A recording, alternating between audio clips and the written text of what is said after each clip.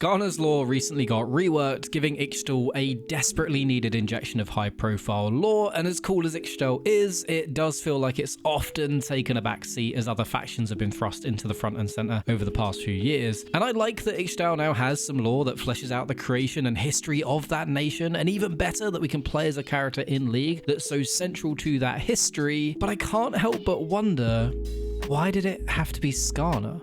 If we break down the new lore, then what we have is an ancient earthbending creature who fell in love with the humans when they arrived on the shores of Ixtal some 6,000 years ago as part of the Westward Migration. A creature that helped Ixtal form as its own country and nation, and then became a major ruler of that country for thousands and thousands of years. And a creature who, over time, decided that they knew what was best for the people and shut them off from the outside world, denying future generations the ability to make contact with those outside the country, whilst also obsessing over the safety of the people, becoming this distant and arguably twisted protector in the process. It is fundamentally the story of an overprotective parent, and for some reason, the creature they chose to be that overprotective parent is Skarner. And I don't think it needed to be, because the only thing that really makes Skarner work here is that there's a lot of earthbending going on as he digs tunnels underground to monitor the land above, and that's something the Bracken are already known for, so fine, but it's not something that Skarner's really known for, so why wasn't it just a different Bracken? Why did it have to be Skarner? Because by choosing Skarner for this role, Riot have removed all of his original lore, and by extension, the original lore of the Bracken as we knew them. This creates a huge gaping hole in the lore of Piltover and Xorn in the process. And that's because in the old lore, the crystals that were inside the Bracken were harvested by some pretty nasty humans and then sold off to Piltover as hex crystals, which they then used to power all of their inventions. This is why Skarner was on his journey in the first place. He could hear his brothers and sisters screaming out in pain through their hive mind connection thing, and Piltover was essentially a giant torture chamber for the souls of the Bracken, because their souls were being used to fuel flying skateboards and fancy cars and things like that, which is just another reason that Piltover is kind of a bad place when you look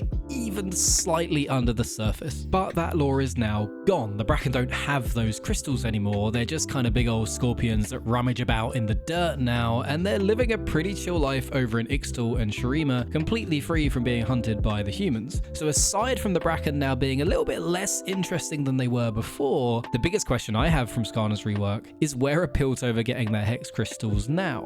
Because we don't really have an answer to that question, and we've just lost our source for the greatest technology on Runeterra, with no explanation for how Piltover is now able to create all the mad technology that they have at their disposal, and that's kind of weird from a world building point of view. We do have some information on upcoming characters and changes to existing ones that could be used to shed some light on where the source of Hextech crystals comes from now. In terms of new champions, we do know that we're getting a mid-range mage coming to the game with the following teaser, but if we just take a look at that and we look at the short size of the desk, the magical papers, the Bandle City style wall markings, the circle windows that are very Bandle City, a walking stick, a cat bed, and general color theme, I'd actually guess that that character is going to be Nora from Legends of Runeterra, and it's someone we already know. I doubt Nora's going to be shedding any light on hex crystals here, so probably not. The other new champion coming to the game later in the year is Ambessa, who is from Arcane, which is all the evidence that we need to say that Riot is making headway on combining the League of Legends and Arcane lore into one mega lore canon. And I called this years ago. I wrote a script and everything. I just never made a video about it, but I digress. It's entirely possible that they bring the source of Hextech in as a major driver for the drama in Arcane Season 2, as I mentioned, but also for Ambessa's lore in League of Legends could be a part of that. She does come to Piltover looking for new technology after all. Outside of new champions, we know that Shyvana is getting a VGU, which is awesome, and I do hope they do something to tie her in with Smolder, but I don't think we'll get any answers on the source of Hextech from that VGU unless they're looking for a way to perhaps tie Demacia and Piltover together.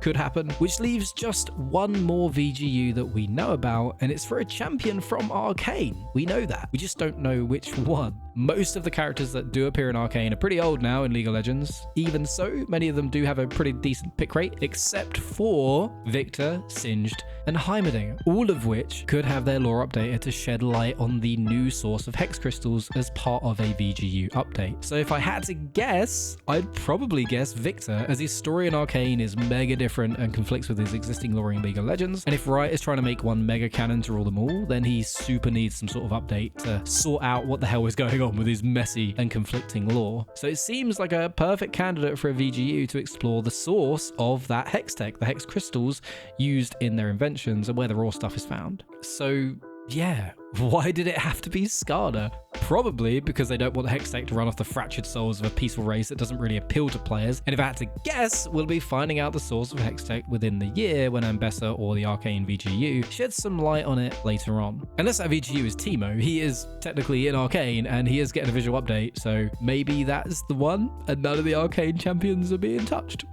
We'll find out. But that's it from me. As always, thank you for watching and I'll see you next time.